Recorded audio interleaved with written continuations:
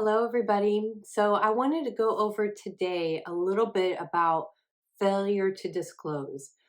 Real estate agents kind of fall into this because one of the important things that we have to do for all of our customers is to disclose any material facts or defects of the property. Now, for a seller, when we have sellers fill out the property disclosure, statistically 60% of sellers state that they did not put something on the disclosure that they maybe otherwise should have put. Um, Whether you put it on the disclosure or not, if you have told your real estate agent about it, then you should disclose it. Um, Honestly, you really should disclose anything because it keeps you as a seller and your agent out of any kind of legal battles that may incur. Uh, Basically, if the buyer were to sue for misrepresentation.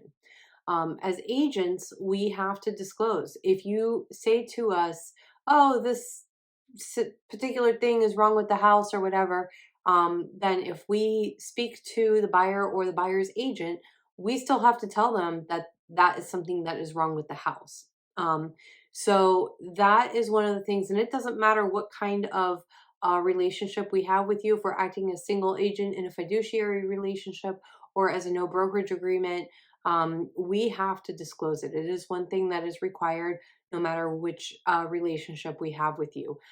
So it is important for you as a seller to disclose. Now, from the buying side, one thing that we do not have to disclose, or a few things that we do not have to disclose by Florida law, this is a caveat emptor state, which means buyers beware. And what that means, a few things we don't have to disclose. If there's ever been a murder or suicide or anything like that in the house, we don't have to disclose anything about whether or not we think there's ghosts or whether they're proven or not in the house. So there's a couple of items that we do not have to disclose. So as much as disclosure is important, especially from a buying and a selling side, there are a couple of things that are not required as far as Florida law. So if you are a seller, please make sure you disclose it on the seller's property disclosure or in some way, shape, or form. It is important and it does keep you and your agents out of litigation.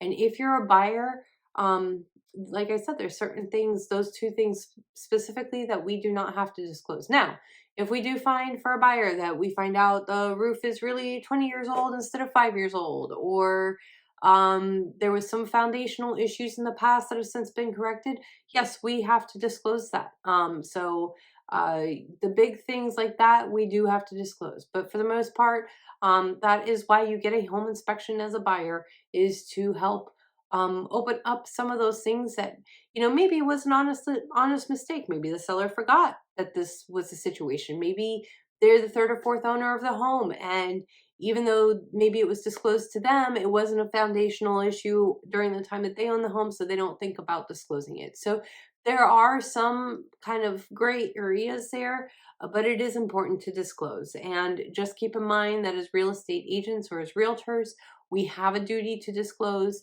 And therefore, if we know of something that is inherently wrong with the property, we will tell the sellers and tell the buyers. So I hope that is a little enlightening for you, and I hope everybody has a wonderful day. Thanks. Bye.